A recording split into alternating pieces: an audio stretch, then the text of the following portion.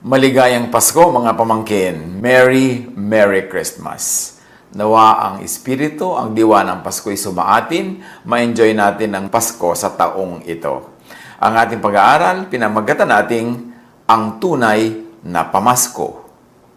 Luke 4:14-30. Bumalik sa Galilea si Jesus na sumasa kanya ang kapangyarihan ng Espiritu. So, dapat pakinggan. Napabalita sa mga karatig bayan ang tungkol sa kanya. Nagtuturo siya sa kanilang mga sinagoga at hinahangaan naman siya ng lahat. Ngayon ang tanong, ano ang katuruan? Umuwi si Jesus sa Nazareth, ang bayan na kung saan siya lumaki. Gaya ng kanyang nakaugalian, pumasok siya sa sinagoga ng araw ng pamamahinga.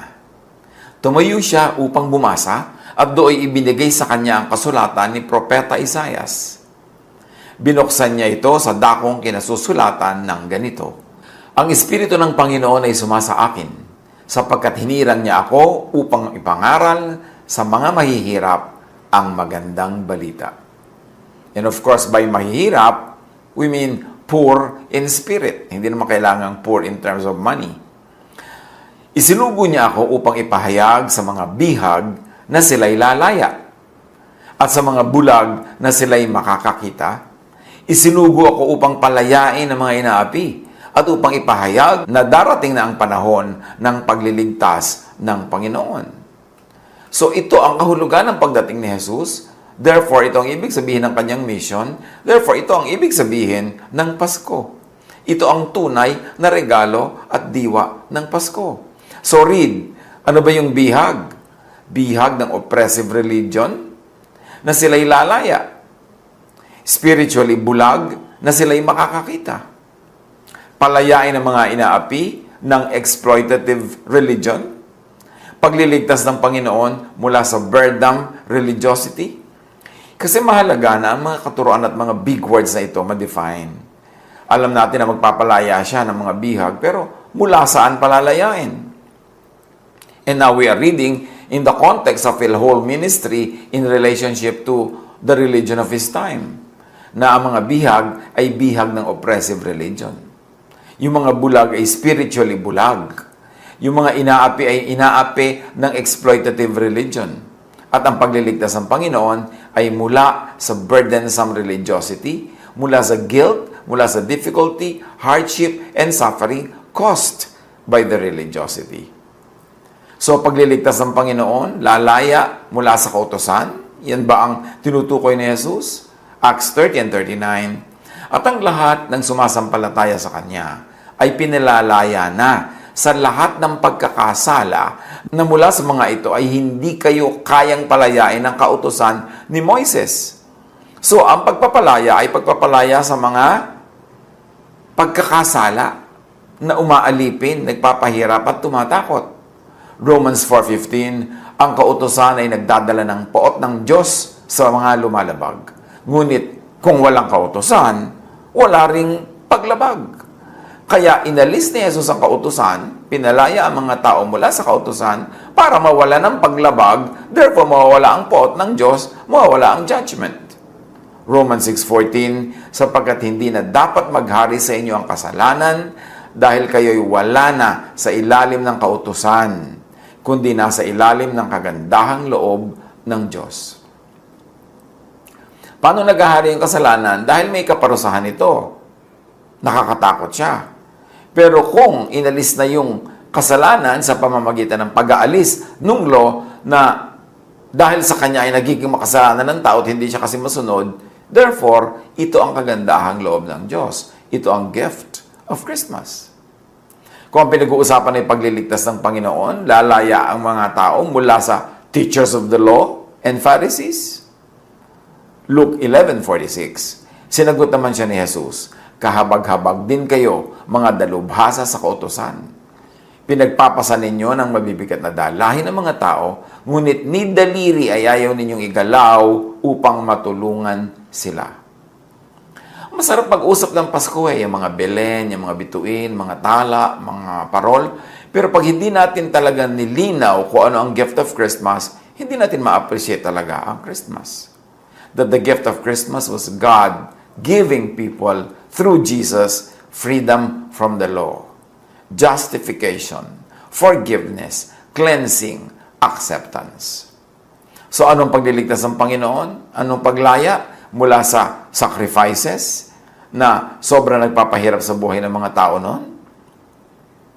Kaya pagpasok ni Jesus noon sa templo, ay kanyang ipinagtataob ang mga mesa na pinagtitindahan ng mga kung ano-anong sacrifices at nandun yung mga money changers dahil napaka-oppressive sa mga tao yung magdala ng sacrifice o bumili ng pang-sacrifice. Romans 3:25, siya ang inialay ng Diyos bilang handog upang sa pamamagitan ng kanyang dugo ay mapatawad ang kasalanan ng lahat ng sumasampalataya sa Kanya. So, dahil inialay na ni Jesus ang kanyang dugo, napatawad na ang kasalanan. So, winakasanan niya ang sacrifices. Hebrews 7:27, hindi siya katulad ng ibang mga pinakapunong pari na kailangan pang mag-alay ng mga handog araw-araw. Unay, para sa sarili nilang kasalanan at pagkatapos ay para sa kasalanan ng mga tao. Minsan lamang naghandog si Jesus. At ito'y pang magpakailanman nang ihandog niya ang kanyang sarili. Once for all, Jesus perfected sacrifice. So, winakasanan niya ito. Pinalaya na niya ang mga tao to make sacrifices for the forgiveness of sins. Yan, regalo yan ng Pasko. Hebrews 9:28, gayon din naman, si Kristo'y minsan lamang inihandog upang pawiin ang mga kasalanan ng mga tao. Anong kahulugan ng Pasko? Pagliligtas ng Panginoon, ang mga tao ay lalaya mula sa temple. 1 Corinthians 3:16, hindi ba ninyo alam na kayo'y templo ng Diyos at naninirahan sa inyo ang kanyang Espiritu? So nilinaw dito na hindi na sa templong bato na pinaniniwalaan ng mga Hudyo nandun ng Diyos, kundi ngayon nasa puso ng mananampalataya. 2 Corinthians 6:16, we are the temple of the living God. So, hindi mo na kailangan mag-pilgrimage patungo sa mga temple, dumayo sa mga temple, dahil ang puso na ng mananampalataya ang templo ng Diyos. That is a gift of Christmas. Pinalapit ang templo, pinalapit ang kingdom of God. Hebrews 9:9, this is an illustration for the present time, indicating that the gifts and sacrifices were being offered were not able to clear the conscience of the worshiper. So, baliwala naman pala yung ginagawa nila noon ng mga pag-offer. So, ano ang regalo ng Pasko? Ano ang pagliligtas ng Panginoon? Ang mga tao ay lalaya mula sa spiritual blindness and darkness. John 1:4, in Him was life, and that life was the light of all mankind. So, dumating si Jesus, dumating ang liwanag. Ibig sabihin, nasa dilim yung mga tao bago dumating si Jesus. John 12:46, ako'y naparito bilang ilaw ng sanlibutan upang ang manalig sa akin ay huwag manatili sa kadiliman. Ibig sabihin, nasa kadiliman sila at nung dumating si Jesus, pwede na silang huwag manatili sa kadilimang yon. Spiritual darkness. John 8:12, sinabi niya, ako ang ilaw ng sanlibutan. Ang sumusunod sa akin ay magkakaroon ng ilaw sa kanyang buhay at di na lalakad sa kadiliman. So sa kabila ng kanilang mga napakahirap na pagrelihiyon, nasa kadiliman sila dahil bakit naman ipapadala si Jesus na liwanag kung nasa liwanag na yung mga tao? Di redundant lang. John 1:5, nagliliwanag sa kadiliman ng ilaw at hindi ito nagapi kailanman ng kadiliman. Tulad ng si Jesus ay hindi nagapi ng kadiliman, ng kamatayan, ng power ng temple, ng power ng mga religious leaders dahil siya ay binuhay ng Diyos na muli matapos siya ay pinatay ng mga religious leaders. Ano ang regalo ng Pasko? Ano ang pagliligtas ng Panginoon? Ang mga tao ay lalaya mula sa pang-aapi ng religious system. Kaya ang iniaalok ng Panginoong Jesus ay kapahingahan. Matthew 11:28, come to me, all of you who are weary and burdened, and I will give you rest. Rest from what? From too much religion, from oppressive religion, from tiring, vexing religion that does not give peace anyway. Lalo ka lang nagigilty habang lalo kang nagiging religyoso. Matthew 11:30, for my yoke is easy and my burden is light. Not the burden of religiosity, that the people of Jesus' time were accustomed to. Galatians 5:1, malaya na tayo dahil pinalaya tayo ni Kristo. Kaya magpakatatag kayo at huwag nang paalipin pang muli. Ang nakakapagtaka, marami mga Christian, sinasabi sila ay niligtas na ni Jesus, sila ay mananampalataya kay Jesus, sumusunod kay Jesus, pero nakagapos pa rin sa kautusan. Slave pa rin ang kautusan ng isip. Laging kautusan, sin, guilt, punishment, ang laman ng utak, itinuturo at pinaiiral. Paano ka magkakaroon ng peace kung ganon? Dapat nating maintindihan ang tunay na regalo ng Pasko. Ito'y kalayaan mula sa kasalanan, kalayaan mula sa oppression ng law, kalayaan mula sa napakahirap na religiosity na kailangang daanan kung susunod ka at dadaan ka sa law. Luke 4:20-21, sa pagpapatuloy ng unang kwento na si Jesus ay nagbasa sa harap ng kongregasyon. Inirolyo niya ang kasulatan at matapos isauli sa tagapag-ingat, siya ay naupo. Nakatitig sa kanya ang lahat ng nasa sinagoga at sinabi niya sa kanila, ang kasulatang ito na inyong narinig ay natupad ngayon. He was reading prophecy and he said, now, this is happening. Natutupad na. Kakaiba yon sa lahat ng nagbasa. Kasi yung mga nagbabasa ng prophecy, irorolyo ang papel, itatago na uli, pero hindi nila sinasabing yung binasa ko ay nangyayari na. Sabi ni Jesus, nangyayari na ngayon ang binasa ko.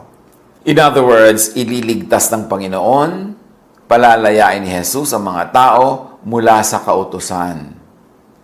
Teachers of the law and Pharisees, sacrifices, temple, spiritual blindness and darkness, pang-aapi ng religious system. A very revolutionary teaching. Kasi sinasamba-samba nila yung lahat ng inungkat natin. Napakabanal sa kanila at dakila. Tapos ngayon, doon pala sila palalayain ni Jesus mula doon. Paano ka papalayain sa tanikala kung hindi ito lalagutin? Paano ka palalayain sa templo kung hindi ito uguguho? Paano ka palalayain sa sacrifices kung hindi gagawa si Jesus ng one final sacrifice for all? Luke 4:22-26, sa pagpapatuloy ng pagbabasa natin sa kwento ng pagbabasa ni Jesus nitong kasulatan. Pinuri siya ng lahat at humanga sila sa kanyang napakahusay na pananalita. Hindi ba ito ang anak ni Jose? Tanong nila. Kaya't sinabi ni Jesus, tiyak na sasabihin niyo sa akin ang kasabihang ito, Doktor, gamutin mo muna ang iyong sarili. Marahil sasabihin pa ninyo, gawin mo rin dito sa inyong sariling bayan ang mga nabalitaan namin ginagawa mo sa Capernaum. Tandaan ninyo, walang propetang kinikilala sa kanyang sariling bayan. And here, Nazareth in particular, Israel in general. Sila sabi ni Jesus, I don't expect you na kilalanin ninyo ako. Ngunit, sinasabi ko sa inyo, maraming byuda sa Israel nung panahon ni Elias nang hindi umulan sa loob ng 3 kalahating taon at nagkaroon ng taggutom sa buong lupain. Yes, maraming byuda na Israelite. Subalit hindi pinapunta si Elias sa kanino man sa kanila, kundi sa isang byuda sa Sarepta, sa lupain ng Sidon. In other words, napakaraming nagugutom na byuda noon, pero hindi pinapuntahan ng Diyos ang mga byuda ng Israel, kundi isang byuda sa Sidon, isang Gentile, isang non-Israelite.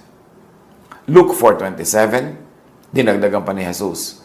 Sa dinami-rami ng mga may ketong sa Israel nung panahon ni Eliseo, wala ni isang mang pinagaling at nilinis, maliban kay Naaman na isang taga-Syria, in other words, also Gentile. Luke 4:28, nagalit ang lahat ng nasa sinagoga nang marinig ito. Bakit sila nagalit? Kasi sinabi ni Jesus, akala nyo favored kayo mga Israelites, pero walang finavor ng Diyos noong mga panahon na binanggit ko, kundi puro Gentiles. In other words, si Jesus ay nagpapalaya to set people free also from religious oppression. Jesus challenged their chains and prisons. Meaning, Jesus challenged their mindset, beliefs, dogma, tradition. And among that Israel was God's favored nation, that the Jews were God's favored race, and in extension, that Israel's religious system was approved of and favored by God. All of that were disproved by Jesus sa naganap na kwento, tinunghayan at binasa natin. Kaya nagalit ang mga tao sa Kanya. Kanina pinupuri siya, ngayon galit na. Luke 4:28-30, nagsitayo sila at itinaboy siyang palabas papunta sa gilid ng bundok na kinatatayuan ng bayan upang ihulog siya sa bangin. Read my lips, patayin. Ngunit dumaan siya sa kalagitnaan nila at umalis. John 1:11, about Jesus, He came to that which was His own, but His own did not receive Him. Pumunta siya sa kanyang bayan, ngunit hindi siya tinanggap ng sarili niyang kababayan. Ano ang kahulugan sa Pasko, sa pag-observe natin ng Pasko, sa paggunita ng Pasko, nang binasa nating kwento at yung mga verses na kasamang kailangan basahin? Na ang tunay na gift of Christmas ay ang pagliligtas ng Panginoon, pagpapalaya ni Jesus mula sa kautusan, sa teachers of the law and Pharisees, kalayaan mula sa sacrifices and temple, kalayaan mula sa spiritual blindness and darkness, kalayaan mula sa pang-aapi at pagpapahirap ng religious system, at kalayaan mula sa mga modern-day versions and counterparts ng mga ito na buhay pa ngayon sa maraming lugar.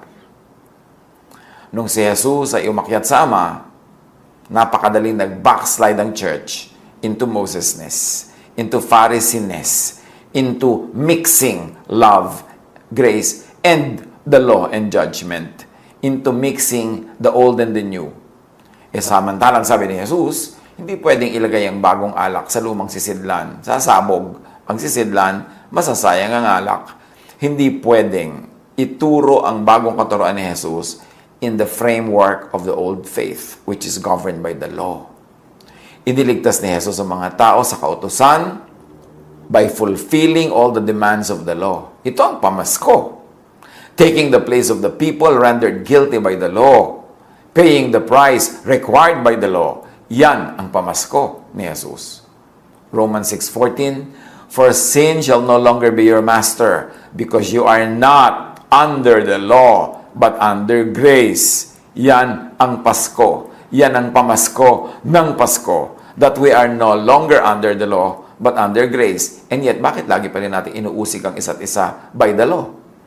Bakit guilty, takot na takot pa rin tayo? Because of the law. We are already rendered free from the law. Romans 8:2, because through Christ Jesus, the law of the Spirit who gives life has set you free from the law of sin and death. Romans 10:4, Christ is the culmination of the law, so that there may be righteousness for everyone who believes. So, siya na daw ang wakas ng law, si Jesus. Kinumpleto na niya lahat ng requirements ng law at ito isinara na, tinapos na. At kung nananalig ka kay Jesus, daig mo pa ang sumunod sa lahat ng law na yon, kahit in actual life, in practical life, ay hindi mo sila nasusunod. Kasi talaga namang walang makakasunod niyan. By the law, nobody will be made righteous. But we are made righteous by faith in Jesus. Pero naniniwala ka na kay Jesus, righteous ka na by faith, tapos uusigin mo pa rin yung sarili at iba pagka nagkukulang sila sa pagsunod sa batas ni Moses. Paano yun? Ba't pinaghahalo si Jesus at si Moses? Iniligtas ni Jesus ang mga tao sa kautusan by destroying the law. Ephesians 2:14-15, Christ gave His own body to destroy the law of Moses with all its rules and commands. Ito ang pamasko. Hindi naman nangyari nung ipinanganak siya agad, pero ito ang ending ng ginawa ni Jesus. Winasak, sinira, pinawalang bisa ang law para hindi na tayo ma-oppress, hindi na tayo ma-condemn, at hindi na tayo paparusahan by the standards of the law. Pinawalang bisa niya ang kautusan, kasama mga utos at mga alituntunin nito. Iniligtas ni Jesus sa mga tao sa kautusan by disempowering the law and therefore disempowering death. Nawala ng saysay ang kamatayan. Kasi pag namatay ka, hindi ka naman pupunta sa kaparusahan dahil iniligtas ka na ni Jesus mula sa kaparusahan dahil tinanggap na niya sa kanyang katawan yung kaparusahan. At sinira na niya yung law, pinawalang bisa na niya. So ano pang iuusig sa iyo para mahusgahan ka ng spiritual death? The sting of death is sin, and the power of sin is the law. But thanks be to God, He gives us the victory through our Lord Jesus Christ. Ano ang Pasko? Iniligtas ni Jesus sa mga tao, sa teachers of the law and Pharisees, by discrediting them. Pagkatapos ngayon, inside the Christian Church, hindi lang diretsahan, pero ang ibinabantog pa rin, itinatanyag at sinusunod, teachers of the law and Pharisees, di parang walang Pasko. Matthew 5:20, for I tell you, that unless your righteousness surpasses that of the Pharisees and the teachers of the law, you will certainly not enter the kingdom of heaven. Kung hindi mo malalampasan ang gawa ng mga teachers of the law and Pharisees, hindi ka makakaranas ng pag-ahari ng Diyos. There will be no kingdom of heaven for you there, and there will be no kingdom of heaven for you here, inside your mind, in your heart.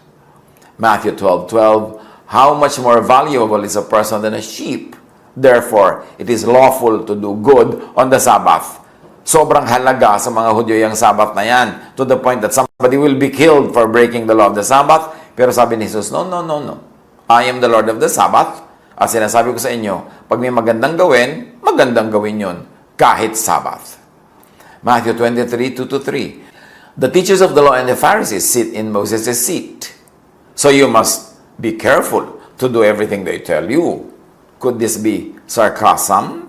And in the context of what Jesus has been saying all along, it is very, very safe to say that this is sarcasm. At sabi ni Jesus, but do not do what they do, for they do not practice what they preach. So kung talagang realistic at literal na sinasabi niya, you must be careful to do everything they tell you, bakit bigla niya sinabing, but do not do what they do, for they do not practice what they preach. The gift of Christmas, pinalaya ang mga tao from the teachers of the law of Moses and the Pharisees. Iniligtas din ni Jesus ang mga tao sa teachers of the law and the Pharisees by replacing them, meaning the teachers of the law and Pharisees, with Himself. Hebrews 2:17, for this reason, He had to be made like them, fully human in every way, in order that He might become a merciful and faithful high priest in service to God, and that He might make atonement for the sins of the people. Pinalaya ni Jesus ang mga tao from the high priest by being the high priest Himself. Not implementing laws, but love. Hebrews 4:14, kaya nga, magpakatatag kayo sa ating pananampalataya. Dahil mayroon na tayong dakilang pinakapunong pari na pumasok na sa kalangitan, doon mismo sa harap ng Diyos. Siya ay walang iba, kundi si Jesus na anak ng Diyos. Kasi yung high priest ng Israel, pumapasok lang yun doon sa kabila ng kortina sa Holy of Holies, sa loob ng building, sa loob ng temple. Pero sabi, itong si Jesus, as high priest, hindi niya sa building pumasok, sa langit mismo, sa presensya mismo ng Diyos, hindi sa presensya ng sagisag ng Diyos. Iniligtas ni Jesus ang mga tao mula sa sacrifices by making Himself the ultimate sacrifice in place of all the people. Yan ang diwa, regalo ng Pasko. That we are no longer required and we don't have to do needless sacrifices para lang maging katanggap-tanggap sa Diyos. Romans 3:25, siya ang inialay ng Diyos bilang handog upang sa pamamagitan ng kanyang dugo ay mapatawad ang kasalanan ng lahat ng sumasampalataya sa Kanya. Kung sumasampalataya ka kay Jesus, napatawad na ang lahat ng kasalanan mo sa pamamagitan ng dugo ni Jesus. Ephesians 5:2, Christ loved us and gave Himself up for us as a fragrant offering and sacrifice to God. Ang diwa at regalo ng Pasko, iniligtas ni Jesus sa mga tao mula sa sacrifices by abolishing it. Hebrews 7:27. Unlike the other high priests, he does not need to offer sacrifices day after day. He sacrificed for their sins once for all when he offered himself. Minsanan lang, tapos na. Iniligtas ni Jesus ang mga tao sa temple by making himself the temple. Matthew 12:6, sinasabi ko sa inyo, may isang naririto na higit na dakila kaysa sa templo. At yon, siyempre, ay si Jesus. John 2:21, ngunit ang templong tinutukoy ni Jesus ay ang kanyang katawan. Oppressive kasi yung pag-attend sa temple, mga sacrifices na dapat mong dalhin, napakaraming requirement. So ginawa ni Jesus na siya na yung temple, accepting everybody, cleansing everybody, loving everybody. Iniligtas ni Jesus sa mga tao sa temple by making the people themselves the temple. 1 Corinthians 6:19-20, do you not know that your bodies are temples of the Holy Spirit who is in you, whom you have received from God? And Jesus, pinalaya niya mga tao by prophesying the destruction of the temple. Matthew 24:2, sinabi niya sa kanila, nakikita ba ninyo ang mga gusaling yan? Tandaan ninyo, darating ang araw na wala riyang matitirang bato sa ibabaw ng isa pang bato, lahat ay iguguho. At naganap yon ng AD 72. At hanggang ngayon, guho pa rin yung templong tinutukoy ni Jesus. Sinira na yon dahil pinalitan na ang templo na ay si Jesus at ang templo na ay ang puso, ang isip ng mananampalataya. Iniligtas ni Jesus ang mga tao sa spiritual blindness and darkness by being the light himself. John 9:5, I am the light of the world. And by giving the light to the people. Matthew 5:16, in the same way, let your light shine before others, that they may see your good deeds and glorify your Father in heaven. Iniligtas ni Jesus ang mga tao by turning the believers into lights themselves. Matthew 5:14, you are the light of the world.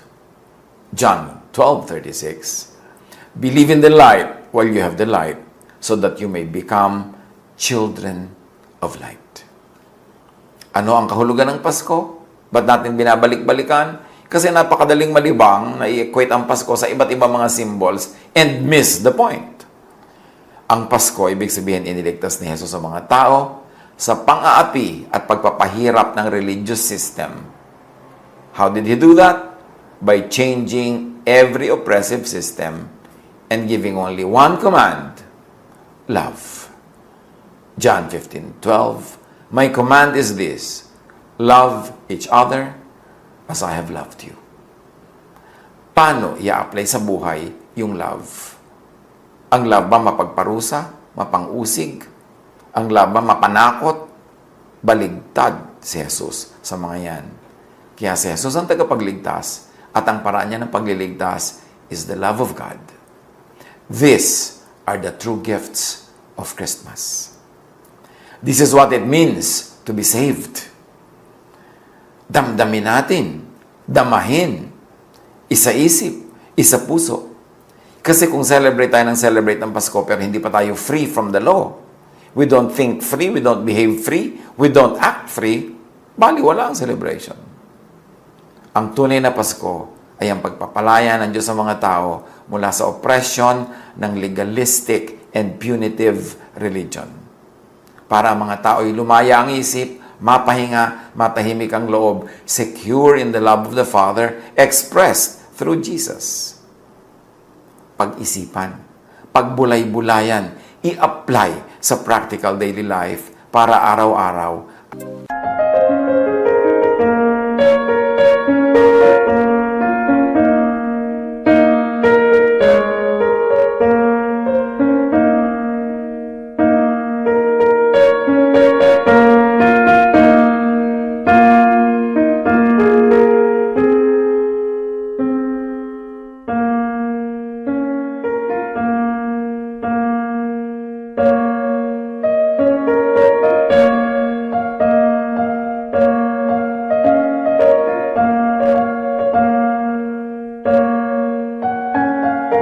Thank